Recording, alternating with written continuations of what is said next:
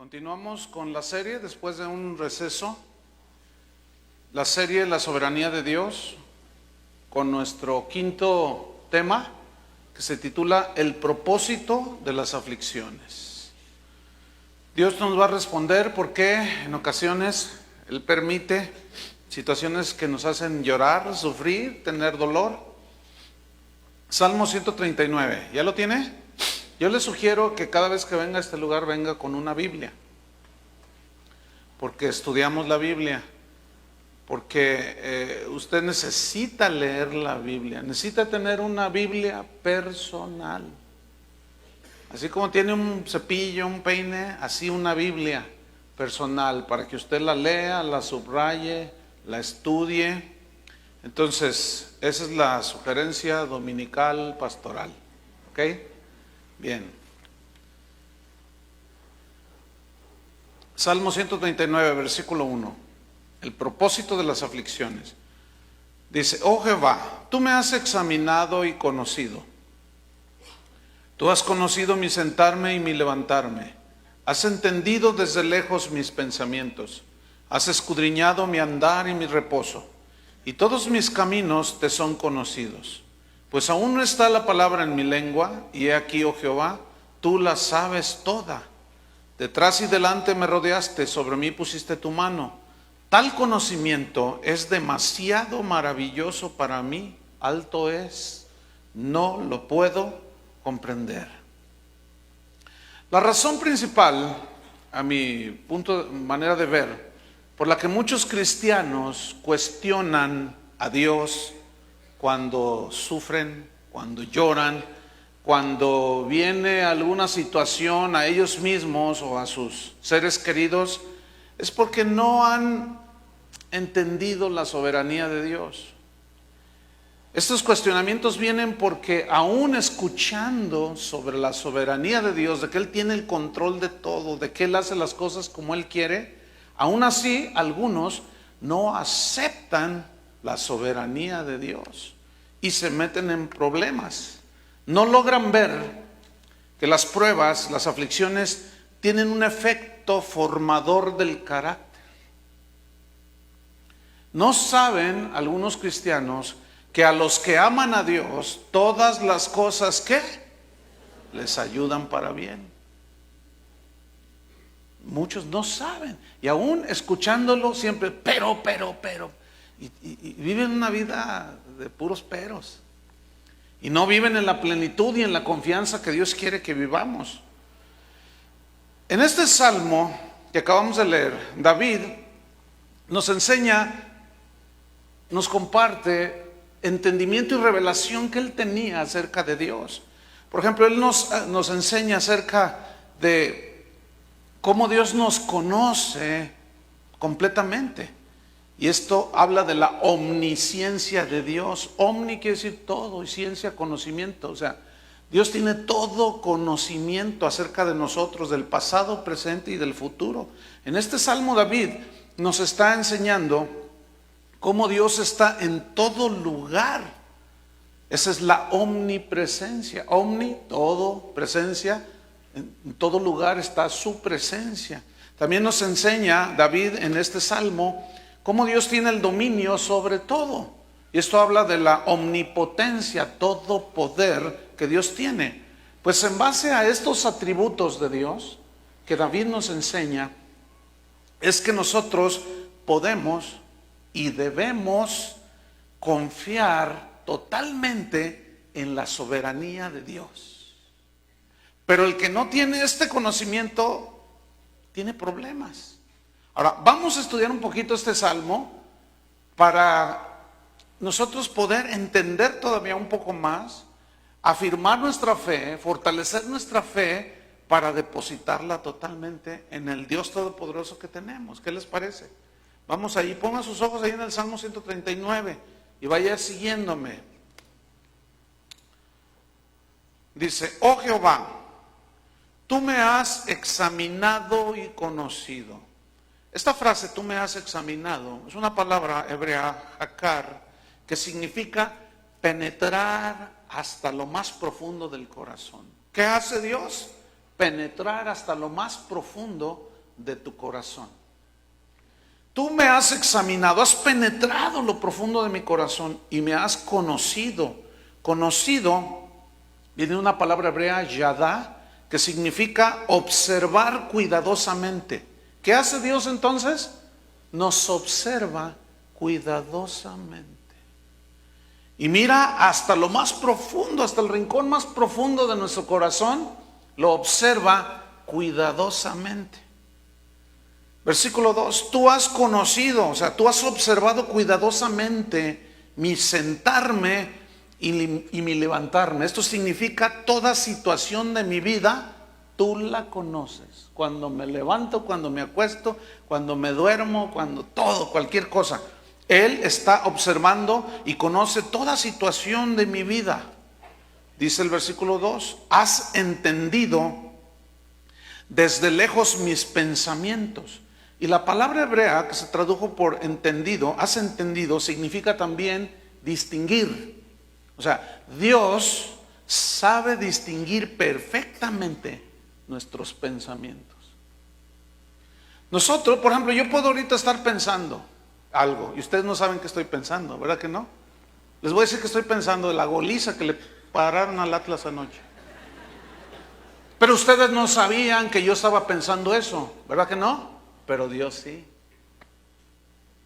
Y como Él mira cuidadosamente y profundamente, Él sabe todo, hermanos. Por eso es omnisciente. Todo lo sabe. Versículo 3.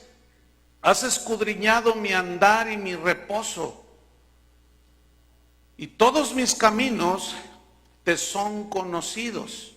Esta frase, has escudriñado, has escarbado, y en el hebreo tiene un significado muy interesante. Significa que Él conoce todas tus andanzas. Él conoce todas mis andanzas. Él sabe qué lugares pisé ayer.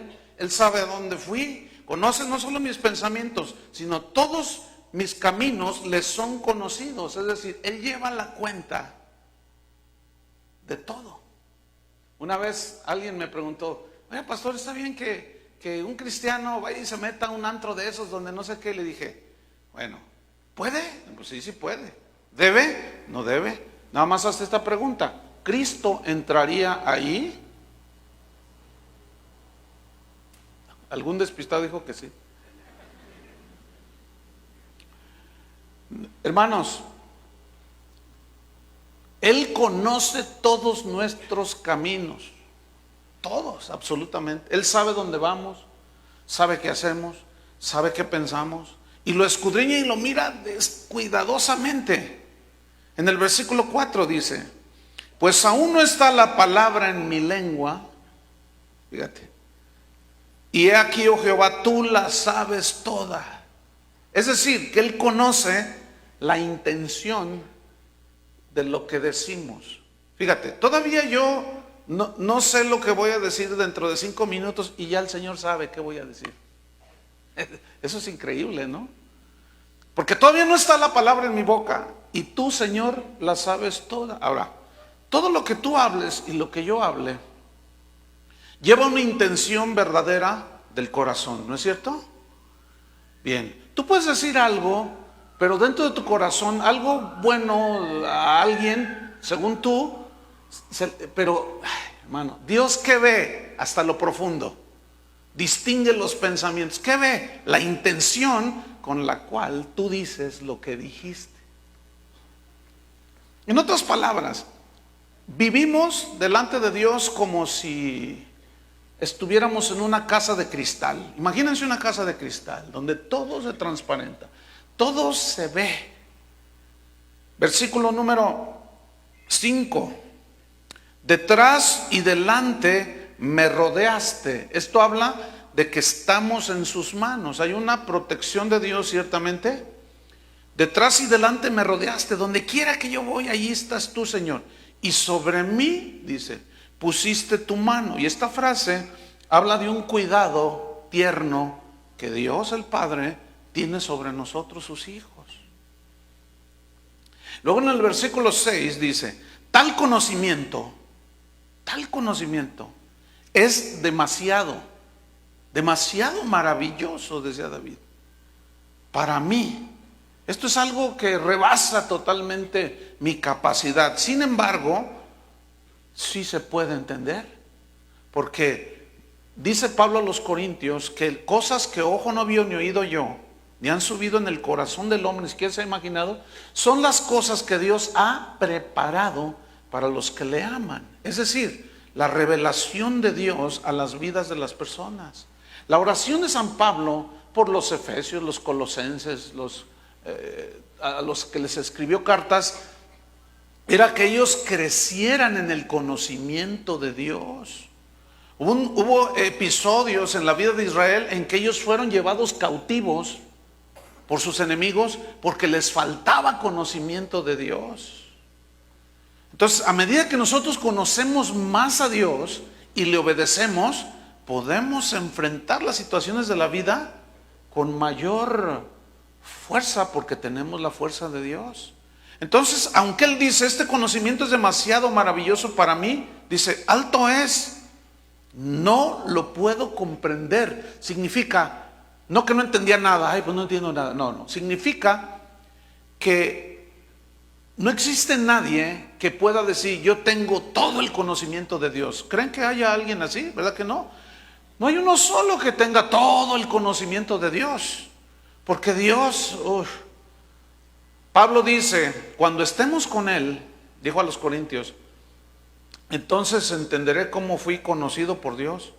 Entenderemos muchas cosas que ahora no entiendo, muchas cosas que yo no entiendo, decía Pablo. Pero cuando esté con Él, entonces sabré y entenderé todo. ¿Por qué? Porque seremos semejantes a Él y estaremos en el estado perfecto. Entonces aquí nadie puede conocer a Dios en toda la profundidad y en toda la totalidad que Él es. Imagínense, si a David se le fundieron los fusibles, ¿cuánto más a nosotros, no? Entonces, sin embargo, la frase no implica que no entendemos nada. ¿O acaso alguien no tiene la capacidad de entender que Dios está en todas partes? Que Dios sabe todo, por eso es Dios. Que Dios todo lo puede, por eso es todopoderoso. Entonces, fíjate, si nosotros pudiéramos estar conscientes de todo esto que David nos está enseñando en el Salmo 139, yo les aseguro que definitivamente pecaríamos menos. A ver, piénsenlo lo que dije. Si nosotros tuviéramos este entendimiento, lo más que pudiéramos entender, lo asimiláramos de su omnisciencia, omnipotencia, omnipresencia, su soberanía, que Él mira todo y Él dicta todo y Él gobierna sobre todos, y sobre todo que Él penetra hasta lo profundo del corazón, yo les aseguro que pecaríamos menos. Tendríamos más temor de Dios. Fíjense qué inteligentes somos. Pensamos que porque no nos ven los demás, el marido piensa que porque la esposa no lo ve, ya le puede echar miradas a otra. Hermanos, ¿quién está viendo? Entonces no os hagáis, dice el Señor, ¿verdad? No os hagáis, no seas tan tonto. ¿De dónde sacas tú que nadie te ve? Es engañarse a sí mismo. Pero si tenemos este entendimiento, nos detenemos más. Tenemos temor de Dios. Tener temor de Dios es tener reverencia a Dios y estar conscientes de su presencia.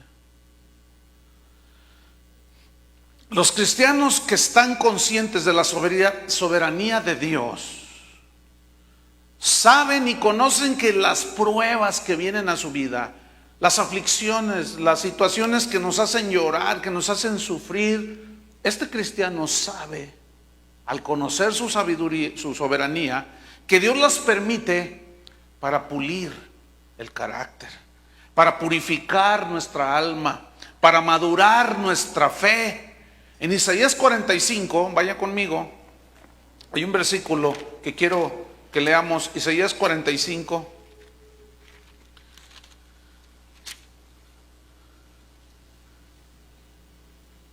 Está hablando Dios aquí, dice, yo que formo la luz y creo las tinieblas y hago la paz y creo la adversidad. Yo quiero que usted ponga mucha atención. formo la luz y creo las tinieblas. No tinieblas en el sentido de maldad, porque Dios no es el autor de la maldad. Ahorita le explico. Que hago la paz y creo la adversidad. En algunas Biblias dice la guerra. O sea, contraponen la paz con la guerra. ¿Por qué a veces Dios permitió la guerra? Y a veces les daba paz. Por ejemplo, fíjese, Dios permitió que un rey pagano como Nabucodonosor, que fue el que llevó cautivo al pueblo de Israel a Babilonia, ese rey pagano, Dios en su soberanía lo usó para disciplinar a su rebelde pueblo, fíjese. Interesante, ¿no?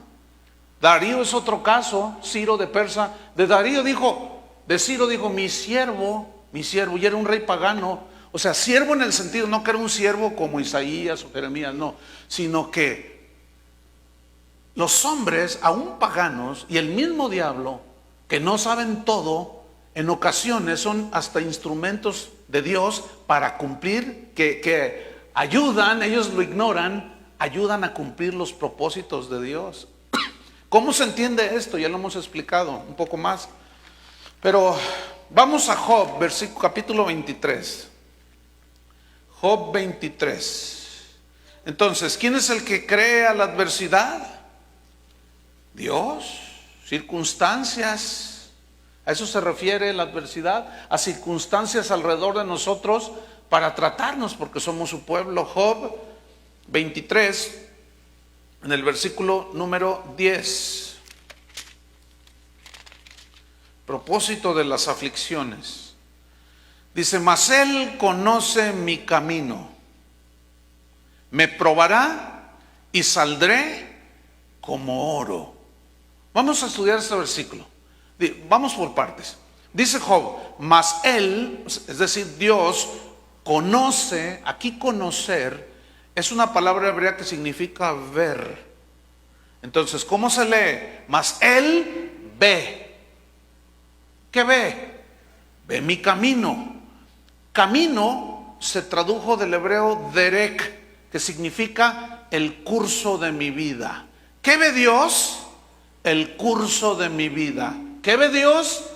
Ve cómo se va desarrollando mi vida cada día. Él conoce y ve el curso de mis pasos. Entonces, si Él me ve, Él me conoce el curso de mi vida, Él sabe lo que yo necesito para ir siendo formado. Él sabe cuando yo necesito ser tratado en algún área de mi vida, porque Él conoce el curso de mi vida. Me probará, dijo Job. Y este verbo, esta frase, me probará, se tradujo del hebreo que significa, que se usaba para hablar de la fundición de los metales, de probar los metales como el oro. Ahora, ¿cómo se purifica el oro? Se mete al crisol y se pone encima del fuego, ¿no es cierto? Y él utilizó esta palabra que se usa para hablar de fundir los metales. Entonces, en otras palabras, ¿qué está diciendo Job? Él me conoce, Él me ve, conoce mi camino, conoce el curso de mi vida, conoce mis pasos, conoce mis debilidades, conoce mis puntos fuertes, mis puntos débiles. Los puntos fuertes los va a afianzar el Señor, los puntos débiles los va a tratar, aunque nos duela. Las deficiencias de nuestro carácter las va a tratar, las va a meter al crisol del fuego tarde o temprano para purificar. Entonces, si Él me prueba como los metales, este verbo que es barján, probar metales, también significa investigar, también significa examinar, pero tiene una implicación de examinar e investigar el corazón para purificarlo. Fíjate. Porque como Él conoce todo, el sentar, el levantar, el acostar, conoce desde mis pensamientos desde lejos, Él conoce lo que yo voy a decir, Él conoce todo. Entonces, como Él está al tanto del curso de mi vida, Él tiene cuidado de mí. Pero Él me va a ir moldeando a su imagen según el curso de mi vida. No sé si me estoy explicando. Según como yo voy caminando en esta vida que Él conoce, a veces el Señor dice, por allí no, y ahí vas tú. Que por allí no, y ahí vamos. Y ¡zas! Nos tropezamos, dice, bueno, ahora voy a tratar esto contigo. Y comienza el Señor a meter en el horno del crisol esas áreas que no son agradables para Él, porque nos está formando a la imagen de su Hijo. Ese es el propósito de Dios. El asunto es que es por medio de las aflicciones, porque es por medio de la aflicción que reflexionamos cuando estamos ahí en la aflicción. Ese es el punto. Entonces dice, mas Él me conoce, Él ve mi camino, conoce el curso de mi vida, de mis pasos. Él me probará, me va a probar como el oro, me va a investigar, va a examinar lo profundo de mi corazón. Pero fíjense el lenguaje que usó Job al final del versículo 10, 23:10. ¿Qué dijo? Y saldré como oro puro. Ahora yo quiero enfatizar la palabra y saldré. Quiero que noten que Job nunca rehusó, ni reprendió, ni ató, ni rechazó ninguna situación en la que Dios lo había metido.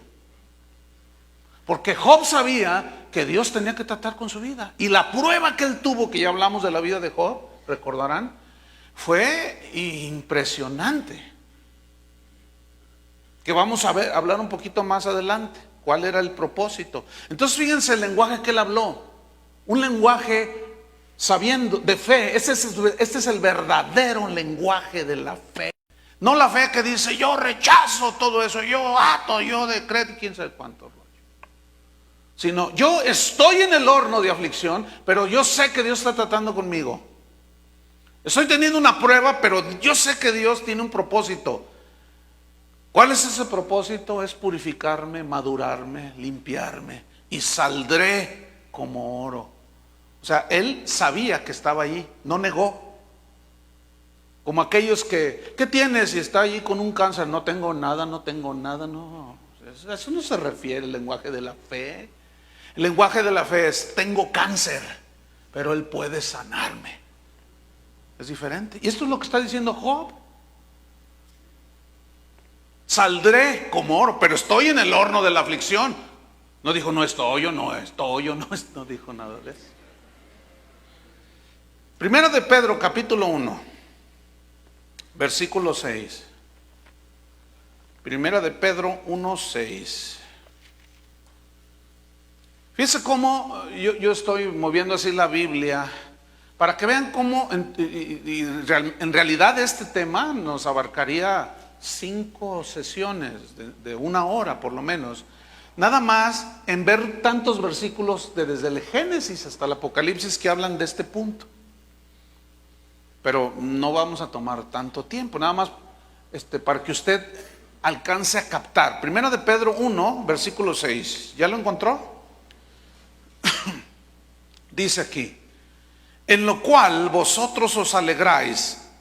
Ese en lo cual os alegráis se refiere a que nosotros, en los versículos anteriores, del 1 al 5, que nosotros vamos a recibir una herencia incontaminada, que no se marchita, que está reservada para nosotros en el cielo, y cuando Cristo venga seremos redimidos ya totalmente de este cuerpo que tanto nos hace batallar. Pero entre tanto que sucede ese evento que es futuro, que Él venga por nosotros, estamos aquí en la tierra. ¿Cuántos siguen en la tierra? ¿Tienen los pies en la tierra? Muy bien. Fíjate, aquí dice, en lo cual vosotros os alegráis, en lo que acabo de explicar. Aunque ahora, por un poco de tiempo, si es necesario, tengáis que ser afligidos en diversas pruebas. Bien, vamos a estudiar este versículo. Vamos por partes. Si es necesario, dice, por lo cual, retomo, en lo cual vosotros os alegráis, aunque ahora, estoy versículo 6, por un poco de tiempo, Este poco de tiempo alude hasta la venida de Cristo. Es decir, mientras usted y yo estemos en este cuerpo, vamos a tener tentaciones, pruebas, luchas de la carne, nos vamos a enfermar, vamos a estar sanos, vamos a estar en situaciones en la vida. ¿Están conscientes de eso? ¿Tienen los pies en la tierra? ¿Están bien equilibrados en esto? Ok, porque algunos dicen que el cristiano nunca se debe de enfermar, que el cristiano debe de ser rico. ¿Será? ¿Siempre será todo bonanza? Bien, vamos a seguir. Por un poco de tiempo, si es necesario. La palabra que se tradujo necesario es una palabra griega que significa conveniente. Significa cuando sea conveniente. En otras palabras, fíjense, Cristo está próximo a venir por nosotros los que lo esperamos. Bien, entre tanto que Él viene, estamos aquí en la tierra y estamos siendo perfeccionados. Pero el perfeccionamiento es a base de, en muchas ocasiones, a base de aflicciones, de pruebas. ¿Sí? Ahora, ¿es conveniente que Dios trate en mi corazón cuando tengo envidia? ¿Será conveniente o no? Ahora, si alguien aquí dice, yo no tengo ningún problema con la carne, está mintiendo. Eres un ángel caído. Aquí no hay ángeles. Aquí somos seres humanos que fallamos, que tenemos, unos tienen envidia, otros tenemos odio, otros tenemos amargura, otros tienen avaricia, otros tienen... Por eso David decía que Él escudriña el corazón, lo profundo. Él conoce todo. Entonces, como nos conoce, sabe dónde nos falla. Y donde nos falla es donde Él pone el dedo, en la llaga, ¿verdad? El asunto es que no nos gusta. El Salmo 175, ¿ha leído el Salmo 175? Sí, algunos le dicen sí. Dice que la verdad no peca, pero incomoda. O sea, la verdad no peca, pero incomoda. ¿A quién le gusta que le digan su verdad? Por eso cuando Cristo vino y predicó el evangelio de la gracia y los apóstoles lo afirmaron, y luego nosotros aquí lo estudiamos, lo repetimos, pues a nadie le gusta que le digan sus verdades, porque la verdad no peca, pero incomoda. Te incomoda porque te hace ver como realmente eres, nos hace ver como realmente somos. Pero como ante Dios no podemos esconder nada, es mejor rendirnos. Es más sabio, ¿no creen? Es más sabio rendirnos y decir, sí, Señor, soy un envidioso. Trata conmigo. ¿Sabes cómo va a tratar? Al compadre le va a regalar otro carro nuevo. Y tú nomás le vas a hacer y dices, ay. Vas a ver. Los que son muy propensos a herirse por cualquier cosa, ¿cómo creen que Dios trata? Pues con puras situaciones así. Hasta que tú digas, Señor, ayúdame, yo no puedo más ya. Entonces, si es necesario, yo pregunto, ¿será necesario? A ver, digan lo que no les guste, hombre. Pues yo sé que... O mejor les predico cómo hacerse ricos. Ok, entonces seguimos.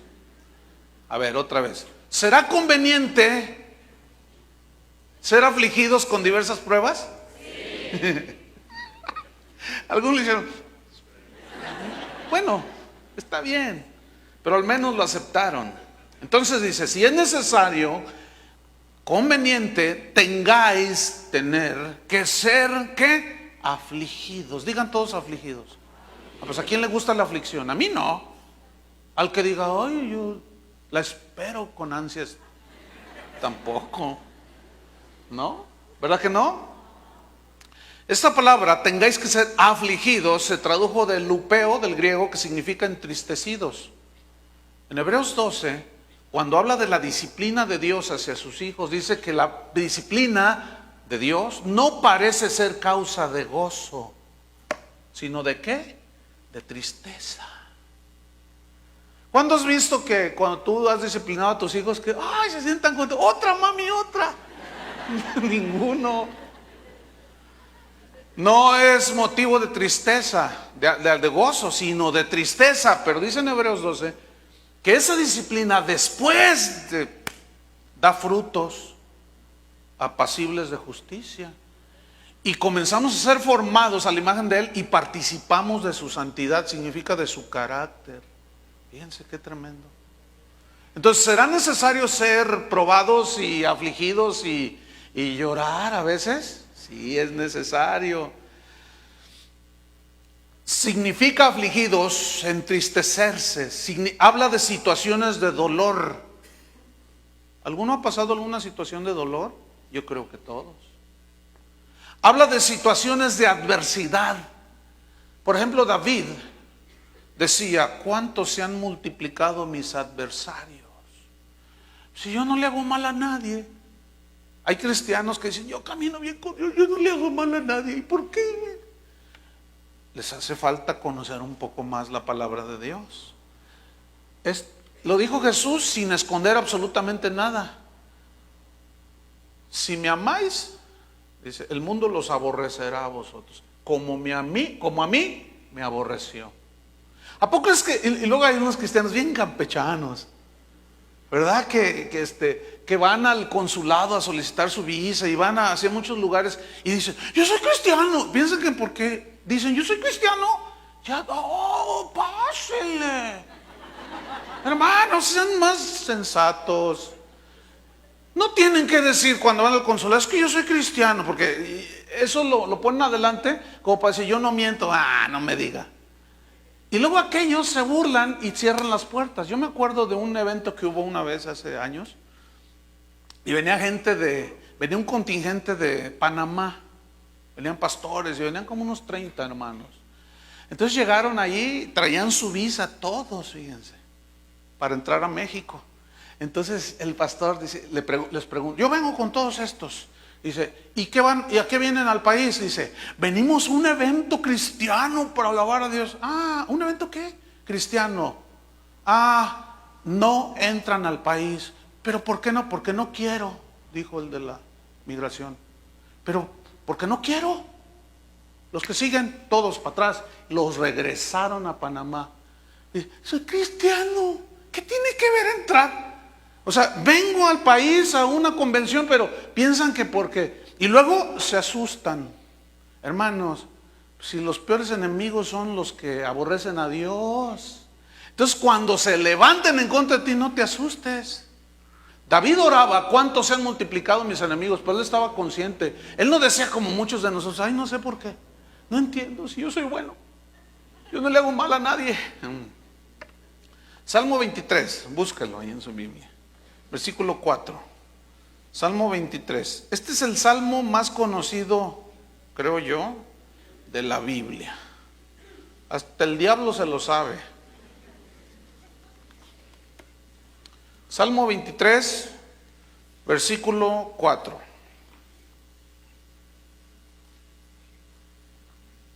¿Ya lo tiene?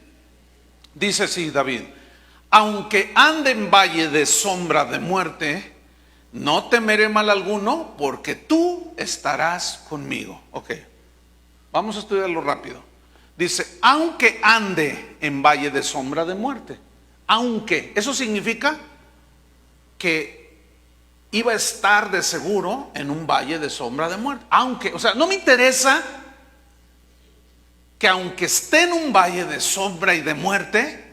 Noten cómo no lo reprendió al valle de sombra de muerte. ¿Se fijan que no lo reprendió? Porque los cristianos y los hombres de Dios en la Biblia conocían y sabían que este mundo así es. No se dejen engañar por esos predicadores que le prometen el cielo aquí en la tierra.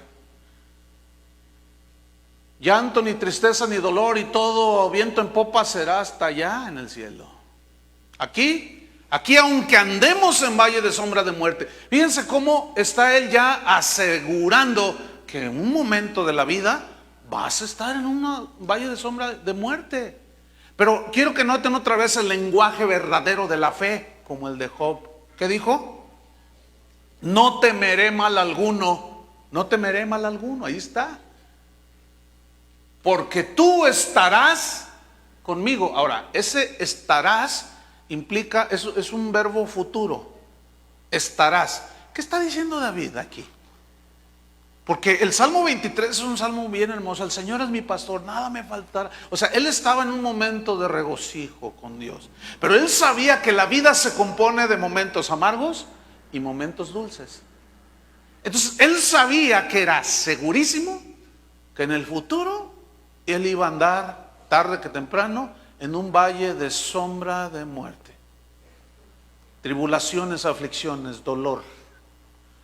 Y él habló el lenguaje verdadero de la fe. Yo voy a andar allí, pero no temeré mal alguno, porque tú estarás conmigo. Tu vara y tu cayado me infundirán aliento, consuelo. Pero también la vara, el cayado es para dirigir a las ovejas, pero la vara es para, órale. O sea, nos va a dirigir y cuando te quieras salir del redil, toma. Y te va a doler. ¿Se acuerdan de Jonás? Que había aceptado el llamado de Dios. Ve a predicarles, no voy. Ah, ¿no vas? No. Y me voy de aquí. Y se metió a un buque, a un transatlántico caribeño. Y que el Señor empieza a tratar con todo. ¿Por qué? Porque Dios estaba atento y preocupado por la vida del profeta, pero no solo por su vida que fuera formada y llevarlo a la obediencia, sino también por los que él quería que le fuera a predicar. Cuando finalmente lo hizo, hasta los animales se convirtieron. Dice la Biblia que con todo y animales el rey de Nínive dijo, todos vengan. Fíjate qué tremendo. Eso sí se llama. Y luego todavía Jonás, cuando ve que todos se convierten a Dios, se enoja. Estaba muy extraño ese cristiano, ¿no? O sea, tenía un carácter de la patada. Después de que se salvan todos, va y se sienta ahí. Y ve la ciudad, todos se habían salvado y está ahí todo. Ay, Jehová, que no sé, fíjate nomás. Qué feo carácter. ¿Conoces a alguien con un carácter feo? ¿Vieras cómo Dios los trata? Y luego estaba allí sentado y estaba el sol a todo lo que daba. Y ay, ve nomás qué solazo.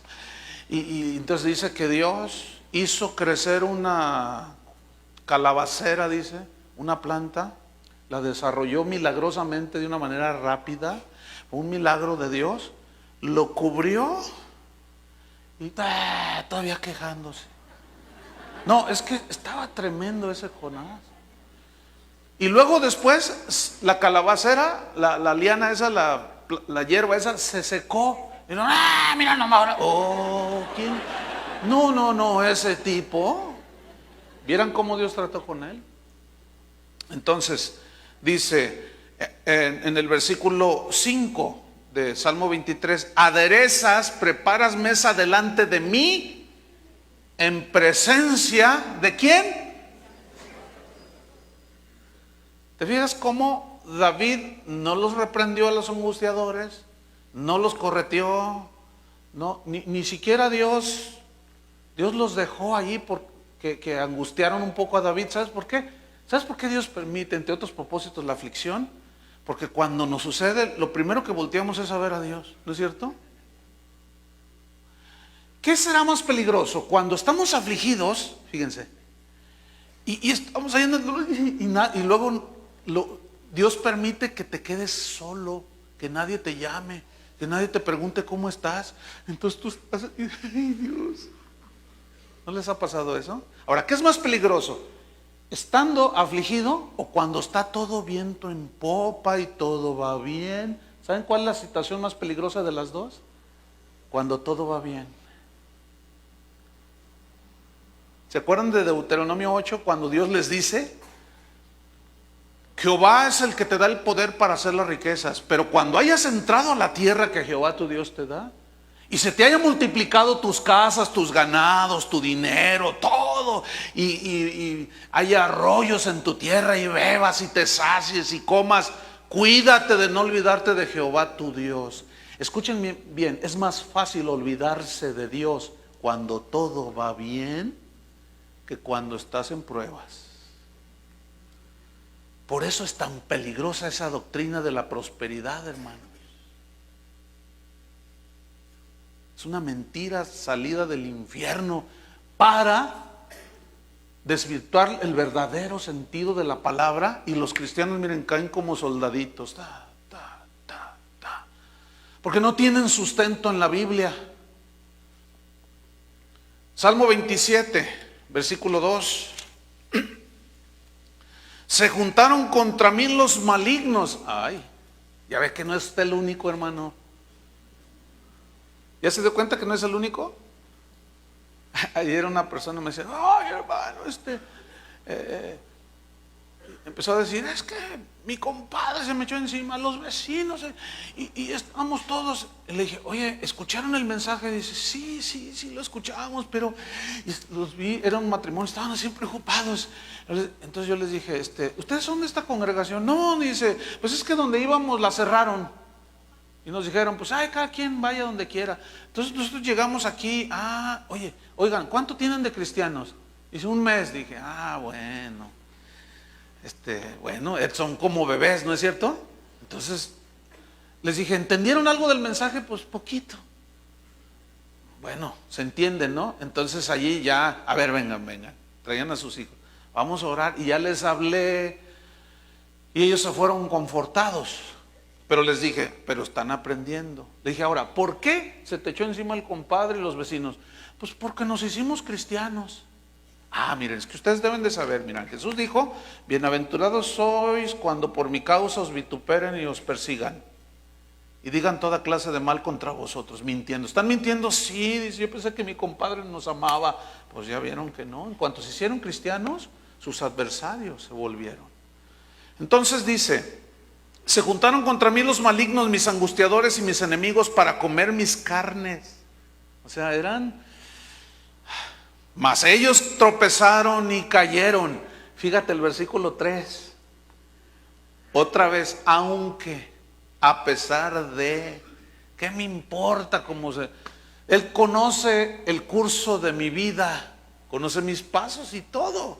Aunque un ejército acampe contra mí, o sea, él no estaba todavía con un ejército acampando alrededor de él, pero él dijo, aunque, es muy posible que un ejército acampe contra mí, no temerá mi corazón. Otra vez el lenguaje verdadero de la fe.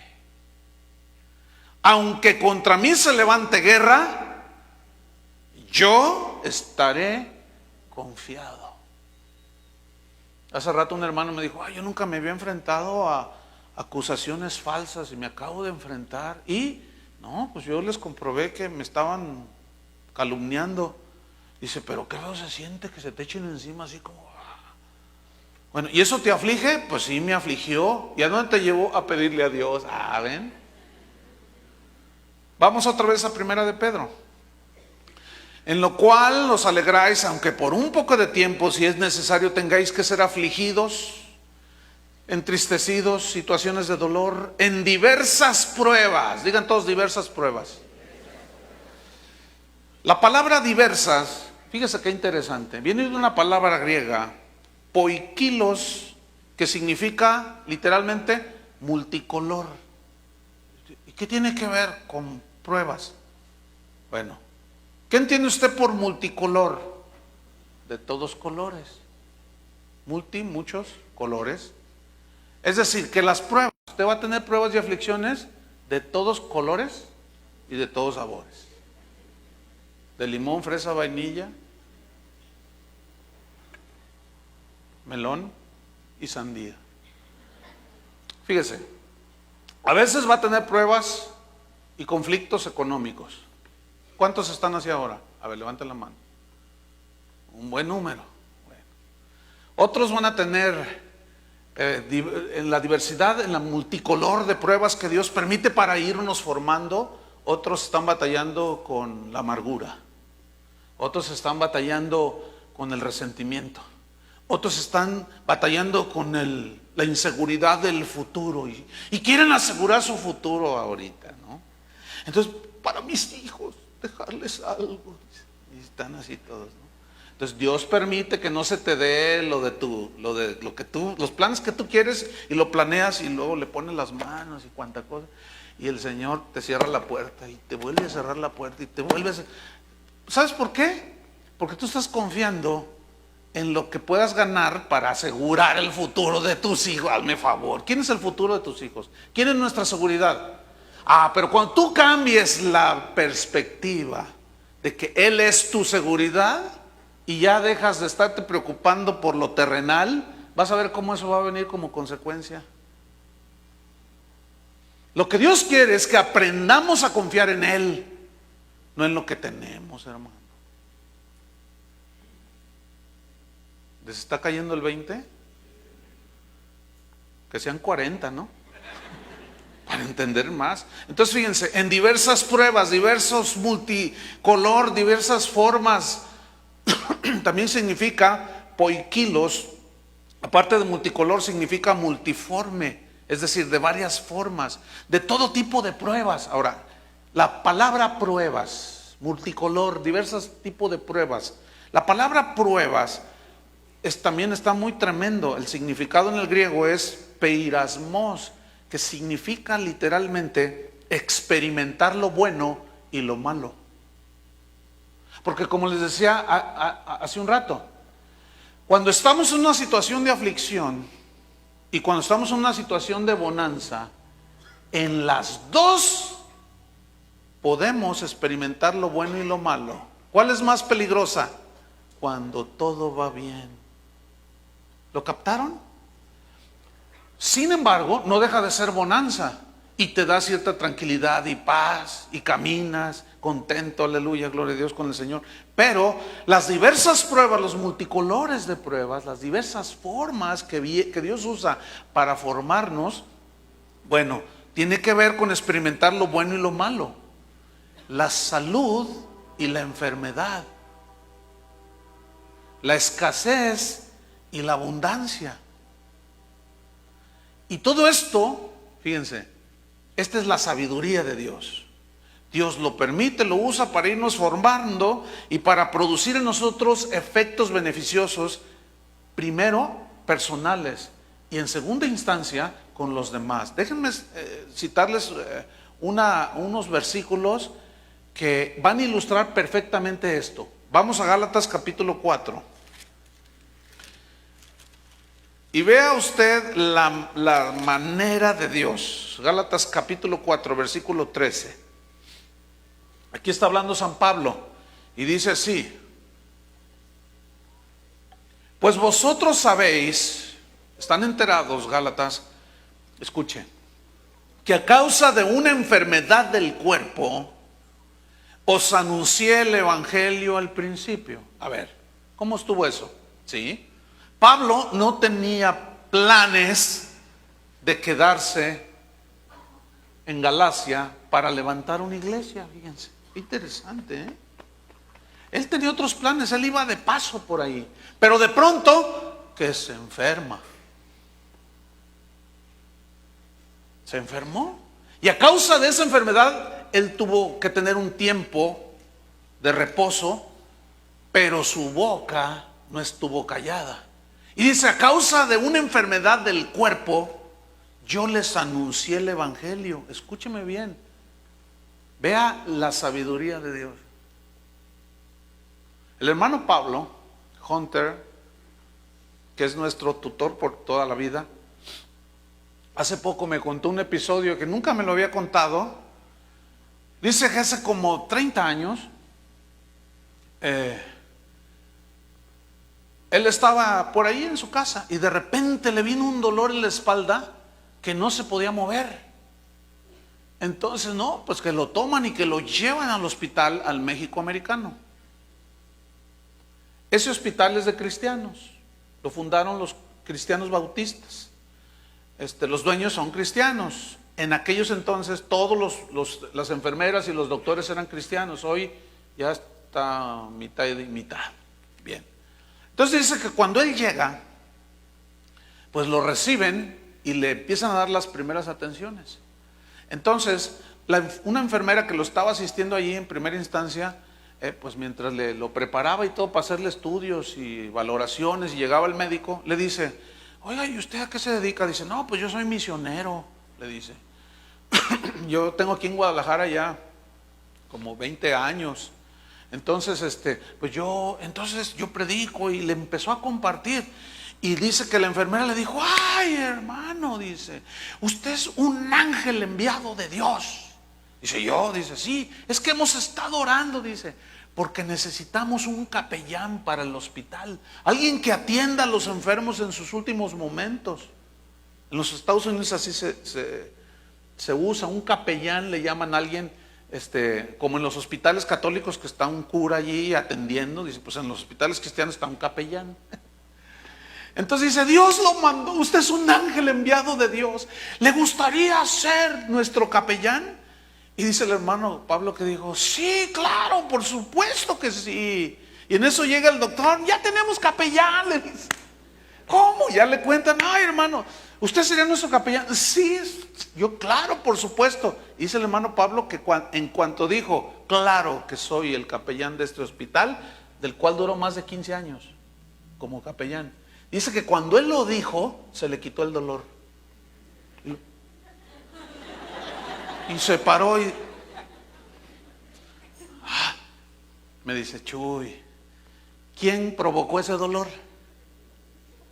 Nada más para llevarme y darme más trabajo el Señor. Fíjate nomás. Dice: pero yo sentía el dolor que me hacía perder el conocimiento. Volvamos a Gálatas. A causa de una enfermedad del cuerpo os anuncié el evangelio. ¿Ven cómo todo tiene un propósito, hermanos? ¿Lo están captando o no? Ok, versículo 14. Y no me despreciasteis ni desechasteis por la prueba que tenía en mi cuerpo. ¿Por la qué? Es la misma palabra que aparece ahí, parismos. El dolor, la adversidad que yo sentía, experimentar lo malo de la enfermedad. No me desecharon por la prueba que tenía en mi cuerpo. Ahora, ¿Pablo tenía fe para ser sanado? ¿Por qué no actuó el diablo? ¿Por qué? Sin embargo, fíjense lo que dice: por la prueba que tenía en mi cuerpo, antes bien me recibisteis como a un ángel de Dios, como a Cristo Jesús. Fíjate, cuando él les empieza a hablar, ¿cuál enfermedad era? Pues lo tenía tirado. Y él les empieza a hablar de Cristo. Dice que lo recibieron y lo cuidaron como si fuera un ángel, como a Cristo Jesús. O sea, recibieron el evangelio. ¿Pero qué usó Dios? Una aflicción, una prueba. Pero como Pablo era muy diferente a los cristianos de hoy, como él sabía, como sabía David, como sabía Job, que Dios conoce el curso de sus pasos, por eso caminaban diferente en esta tierra, hermanos. Aleluya. Versículo 7 de Primera de Pedro, y vámonos sobre el final. 1 Pedro 1:7. Entonces, en lo cual os alegráis, aunque ahora por un poco de tiempo, si es necesario, tengáis que ser afligidos en diversas pruebas. Fíjate el versículo 7. Para que sometida a prueba, La palabra prueba aquí, someter a prueba, es una palabra diferente, fíjense. Es la palabra dokimón, que significa pasar por el crisol. ¿Qué es el crisol? Donde ponen el metal, que luego lo sientan en el fuego. Entonces, fíjate lo que está diciendo. Para que tu fe, ¿qué es la que es sometida a prueba? Vuestra fe. ¿Qué es la que es metida al crisol? La fe. Vamos a explicar. Para que sometida a prueba, pasar por el crisol, vuestra fe. Fe viene de una palabra, pistis, del griego, que tiene varios significados según el contexto.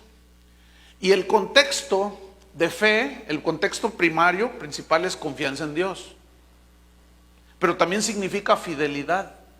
También significa convicción acerca de la verdad, de las verdades de Dios. Entonces, ¿qué va a hacer Dios con tu fe? ¿Qué va a hacer Dios con tu confianza? ¿La va a meter a dónde? Al horno de fuego. ¿Para qué? para que aprendas a tener más confianza en Dios. Si tú eres fiel a Dios, Él quiere que seas más fiel a Dios.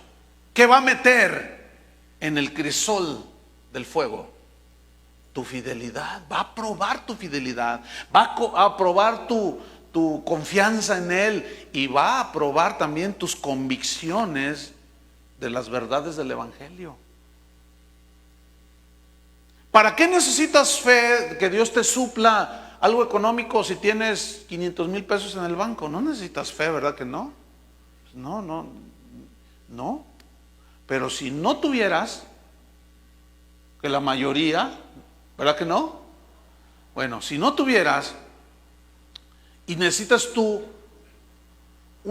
que Dios te supla algo, necesitas fe, ¿no es cierto? Ahora, ¿cómo Dios va a hacerte crecer en la fe si no te pone y te mete en una situación en la que requieras total confianza?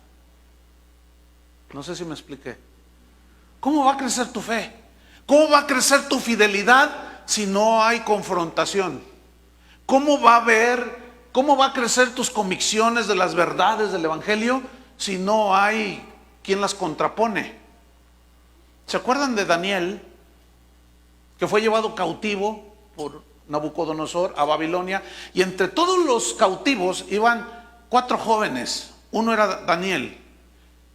Los otros eran 3 que les cambiaron el nombre: Sadrach, Mesach y Abed-nego. Y estos eran jóvenes, pero eran jóvenes que el hecho de haber sido llevados cautivos los había confrontado con su confianza en Dios. Seguramente, por lo que se ve en la Biblia, eran jóvenes, eran personas que reconocían delante de Dios: sí, nos hemos desviado, Señor, hemos adorado a los ídolos y por eso nos vamos cautivos. Señor, perdona el pecado de tu pueblo. Y era gente que de alguna manera, pues por los unos perdieron los otros, y ahí van cautivos todos.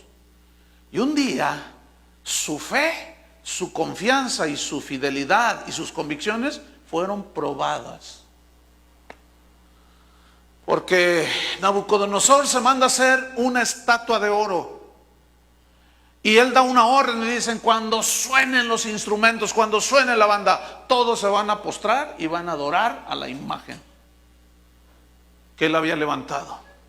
Y en cuanto suena, ¿verdad?, la banda del recodo, empieza bum, bum, bum, bum, bum. Todos, dice, en el reino de Babilonia se postraban delante de la imagen y adoraban. Y de pronto se nota que entre todos los que estaban postrados al caer al piso, se nota que 3 estaban así.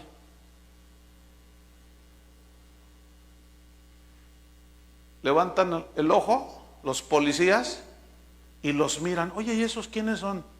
Son hebreos. Y van y le dicen: ¿no que no saben que el castigo para los que no se postren ante la imagen es meternos al horno de fuego? Sí sabemos, pero no nos importa. ¿Pero por qué no se doblan? ¿Por qué no? ¿Que no saben que corre peligro sus vidas? ¿Qué nos importa? Póstrense. No, nosotros nos postramos solo ante el Dios del cielo. No te nos van a aceptar en la Universidad de Babilonia. ¿Qué me importa? Tu compadre se te va a echar encima, y con todo y su comadre.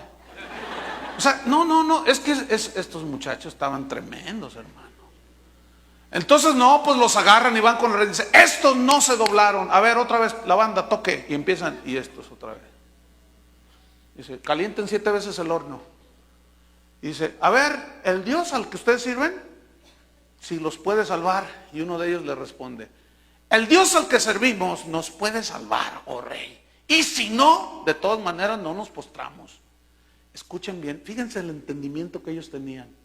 El Dios al que servimos nos puede salvar. Y si no nos salva, de todas maneras, no nos doblamos. Pregunta: ¿por qué cuando entraron al horno de fuego no les hizo nada el fuego? Porque Dios no quiso que les hiciera nada el fuego. ¿Y por qué a Policarpo, obispo de Esmirna, lo quemaron vivo. A John Hus lo quemaron y las llamas consumieron su cuerpo. ¿Por qué? Porque Dios quiso. Pero, escuchen bien, Dios al que sirvo me puede salvar de esto, y si no me salva, ni modo. Hermanos, ese es el cristianismo equilibrado. Entonces, tú estás enfermo, tú estás en una situación, cualquiera que estés, bueno, el Dios que tengo me puede sanar. ¿Cuántos dicen amén? Y si no, pues, a ver qué hago. Pero yo no me voy a hacer para atrás, no voy a quebrantar ni a violar mis principios del Evangelio, mi fe y mi fidelidad. Hay una historia de una muchacha, se llama Johnny, no sé cuántos la han leído. Es una muchacha que tuvo un accidente cuando era jovencita. Yo estaba recién convertido, hace 30 y pico de años. Somos más o menos de la misma edad, porque ella sacó un libro y ella quedó inválida totalmente, nada más mueve la cabeza. Entonces, no, pues un montón de cristianos empezaron a orar por ella, y levántate, y pues no más nada. Pero resulta que ella era una cristiana desde niña, y ella había crecido en una iglesia donde el pastor les enseñaba la palabra de Dios. Entonces ella decía, y sigue diciendo todavía, acabo de leer hace poquito un testimonio de ella, porque ya hasta se casó. Y ella siempre dijo, yo creo que Dios me puede sanar. Y si no me sana, le seguiré sirviendo. Y los cristianos de esos que ya empezaban a aparecer, no, cancela tus palabras. Ya empezaban a aparecer los canceladores, ¿no? Dice, no, porque eso anula la fe. Y le empezaron a sacar un rollo de, no, dice, no anula la fe, al contrario, la confirma. ¿Por qué a los tres, Sadrach, Mesach y Abednego, los libró y a muchos otros no los libró? Porque Dios no quiso y porque Dios quiso. Bueno, Daniel, ese estaba tremendo también. Ese Dios lo puso encima de muchos y surgieron los envidiosos. Y dijeron, no, ¿cómo que ese judío que es un esclavo, cómo está sobre nosotros? Dicen, van con el rey y le dicen, rey, haz un decreto que, pero antes de ese pasaje, quiero mencionar algo respecto a Daniel mismo. Dice que Daniel, pues era un hombre que amaba a Dios, caminaba con Dios, tenía una comunión con Dios. Y el mismo Nabucodonosor, que había hecho esa imagen, Daniel, tremendo hombre de Dios, tampoco se postró delante de esa imagen, pero él oraba a Dios todos los días, oraba al Señor. Entonces los envidiosos gobernadores de todo el imperio dijeron, no, vamos a hacer algo en contra de él. Y lo empezaron a investigar y dice que no le hallaron ningún vicio y ninguna falta. Lo miraban, lo espiaban, lo fiscalizaron todo y no lo hallaron nada. Y dijeron, no, ¿cómo que un esclavo va a estar encima de nosotros? No lo toleraremos. Y van con el rey y le dicen, rey, haz un decreto que todo aquel que ore a otro Dios que no sea la imagen tuya o a tú como Dios, que sea echado en el foso de los leones. Y el rey dijo, claro, y firma un decreto, todo aquel que ore a otro Dios será echado al foso de los leones. Y empiezan a distribuir el decreto y le llega a Daniel el decreto.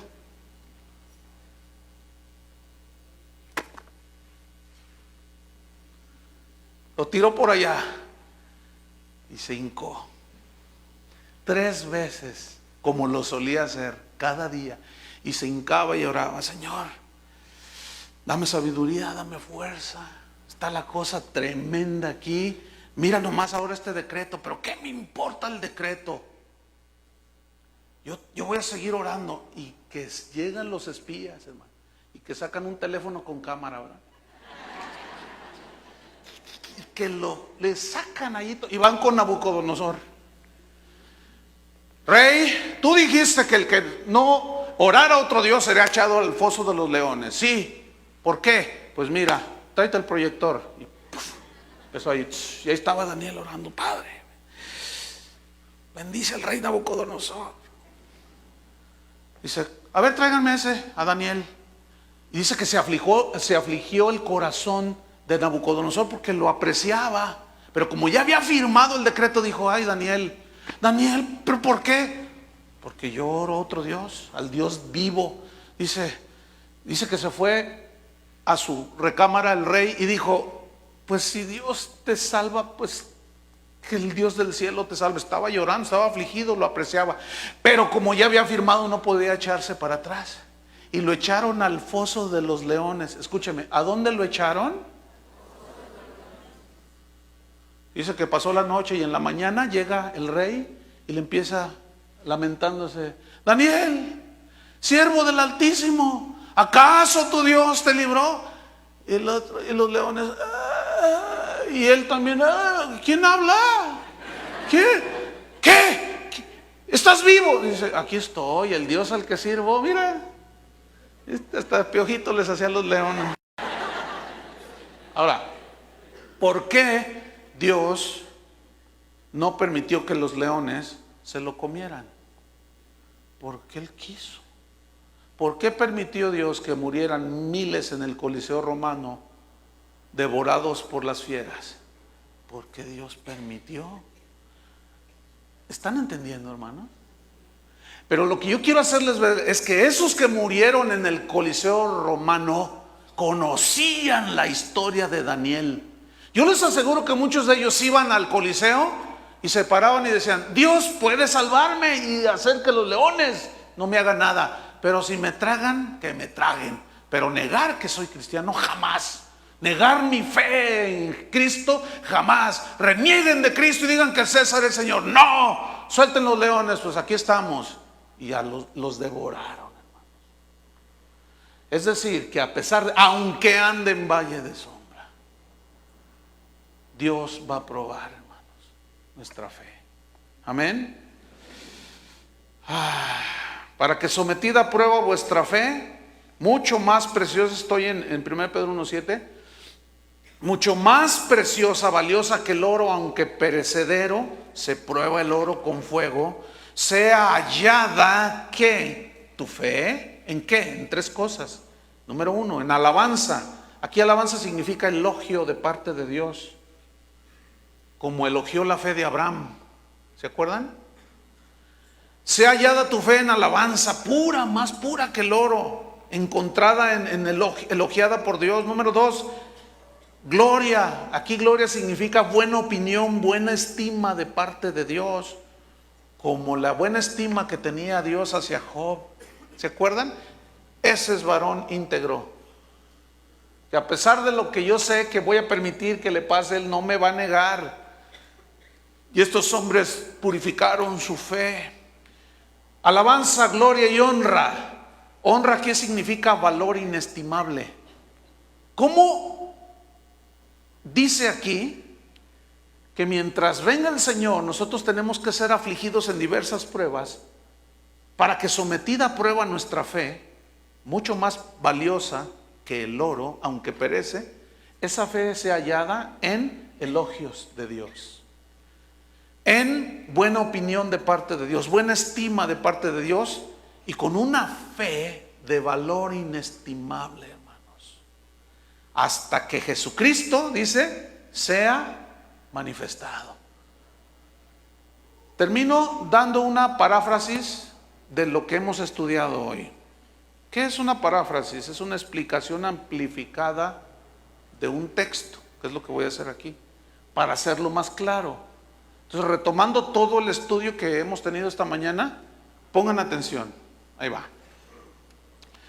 Cuando yo como cristiano entiendo que Dios en su omnisciencia, que Él todo lo conoce, en su omnipresencia, que Él está en todas partes, Él ve mis caminos, Él conoce el curso de mi vida y la dirección de mis pasos, yo sé que Él me probará como un metal es probado en el fuego, porque Él va a investigar, a examinar mi corazón, porque Él conoce lo más profundo de mi corazón, con el propósito de que si encuentra algo que no le agrade, lo purifique y lo saque a través del fuego de la prueba, porque yo sé que saldré mejor que el oro. Yo sé que es necesario que esto suceda. Es conveniente para mí que tenga que ser afligido. Me pondré triste en las situaciones de dolor y de adversidad. Sé que vendrán pruebas de todos colores y sabores. Tendré tiempos buenos y tendré tiempos malos. Tendré tiempos de salud y otros tiempos de enfermedad, de escasez y de abundancia. Pero Dios tiene un plan, propósito en su soberanía. Un plan y un propósito excelente para mí en su soberanía. Entiendo que mi fe tiene que pasar por el fuego del crisol. Dios tiene que probar mi fidelidad, mi confianza en Él y mis convicciones del Evangelio. Como lo hizo con Daniel, con Sadrach, Mesach y Abed-Negó, como lo hizo con Pablo, con Pedro, con todos, que probó su fe. Que su fe fue pasada por fuego y es más valiosa que el oro que perece. Porque yo quiero ser hallado en alabanza, que Dios reconozca y elogie mi vida, que Dios tenga buena opinión y buena estima de mí, como la tuvo de Job, y que mi fe tenga un valor inestimable cuando venga nuestro Señor Jesucristo por nosotros. Amén. Eso es el cristianismo, hermanos. Eso es entender el propósito de las aflicciones. Amén. Pónganse de pie. Aleluya. Recibí un correo hace un par de semanas, muy interesante, me llamó la atención. Me decía: pastor, nosotros somos una familia que asiste a casa de oración. Dice, y como nunca, dice, estamos pasando unas pruebas terribles, pastor. Como nunca en nuestras vidas. No me dio detalles. Pero me llamó la atención lo que decía a continuación. Decía, pero gracias a Dios que las enseñanzas de la palabra de Dios que hemos recibido nos tienen más fuertes que nunca. Y más confiados en Dios, sabiendo que los que amamos a Dios todas las cosas nos ayudan para bien. Pastor, gracias, decía. Yo le contesté, pues las gracias son para el Señor, ¿verdad? ¿Por qué? Porque simplemente tomamos nosotros lo que aquí está escrito y se los enseñamos a ustedes con el propósito de que crezcamos en el conocimiento de Dios. Dice, aunque nos duele lo que estamos pasando, pastor, dice, estamos con paz. A ver, explíqueme eso. Estamos contentos de alguna manera inexplicable. Y Jesús lo dijo, gozaos y alegraos, porque vuestro galardón es grande en los cielos. Porque así también persiguieron a los profetas que fueron antes de vosotros. El escritor a los hebreos dijo, ¿y qué más? Él habló de Abraham, de la fe de Abraham, de la fe de Noé, de Moisés, de José. ¿Y qué más? Dice, el tiempo me faltaría para hablarles de Sansón, de Jefté, de Jeremías, de los profetas que por fe conquistaron reinos. Otros fueron perseguidos, padecieron hambres. Otros fueron aserrados, partidos a la mitad. Otros fueron asesinados, pero nunca negaron su fe. Sabían que lo que estaban pasando, si Dios lo había permitido, era con un plan y un propósito. Esto, hermanos, escapa a la mente natural, a la mente no nacida de nuevo, a la persona no nacida de nuevo. Ellos no van a entender esto que usted en esta mañana ha entendido. Ahora ya conoce un poco más acerca de la soberanía de Dios en las aflicciones. ¿Cuántos le pueden dar gracias a Dios? Levante sus manos. Ahora, ¿qué está pasando usted? ¿Alguna situación? Todos tenemos situaciones, hermano. Puede ser económica, puede ser de salud, puede ser perdió su trabajo, qué sé yo. Y aunque me haya quedado sin trabajo, no temeré mal alguno. Aunque esté en este valle de muerte, en esta enfermedad, no temeré mal alguno. Tú estarás conmigo, Señor. Padre, te damos gracias en el nombre de Jesús, porque tu palabra, Señor, alimenta nuestro espíritu, nuestro corazón. Tú conoces, Señor, todo acerca de nosotros. No podemos esconder absolutamente nada. Señor, enséñanos a hacer conciencia de esto. Enséñanos a tener el entendimiento, el discernimiento de que tú todo lo ves, de que no escapa nada a tu conocimiento. Y que tú, Señor, si permites alguna cosa en nuestra vida es con un propósito, un plan. También hay consuelo, hermanos. La Biblia dice que nosotros somos consolados por Dios.